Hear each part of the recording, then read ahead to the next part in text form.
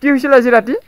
আজি ৰাতি বাবুকেইটা আহি গোটেই ভাঙি দিছে। ঘৰ কি আছিল? এই ধান আছিল আৰু চাউল আছিল আৰু তিল আছিল। বাকীখিনি গোটেই বয়া কৰি দিছে। মানুহকেইটা ক'ত আছিল? মানুহকেইটা আমি ঘৰৰ পৰা কোনো ৰকম ওলাই নিখান এই বাহিৰত ওলাই গ'লোঁ। হাতী অহাটো আপোনালোকে গম পাইছিল নে নাই? গম পাইছিল, আমি হঠাৎকৈ আহিব বুলি নাজানো। নাই, যেতিয়া নেকি আপোনালোকৰ ঘৰৰ ওচৰত আহিছিল বা আপোনাৰ ঘৰ গম পোৱা নাই। যি সময়ত আপোনাৰ ঘৰটো ভাঙি আছিল এই সময়ত আপুনি ক'ত আছিল? ঘৰতে আছিল। ঘৰ ভাঙি থকা সময়ত আপুনি পলাইছে? নাই, সি নিজে শব্দ দিনখন আমাক পলাব দিছে। তাৰপিছত আমি একেবাৰে ঝাপ মাৰি ওলাই পলাইছোঁ। কি গাঁও সেইটো? দহাঙাটা। আদিবাসী চুপা? আদিবাসী চুপা। ইয়াতে এনে কেইঘৰ মানুহৰ ঘৰ ভাঙিছে নে?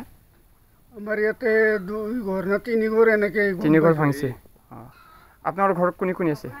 আমাৰ ঘৰত পৰিয়াল 4জন। আচ্ছা, ঠিক আছে। এনে ধান চাউল কিবা আছিল 5 বস্তা বিধানৰ কাৰণে ৰাখিছিলোঁ আৰু চাউল আছিল 3 পাল্লামান। বাচন বৰ্তনটো চব ভাঙি দিয়া দেখা পাইছে? বৰ্তন শেষ ভাঙিছে। ভাঙিছে।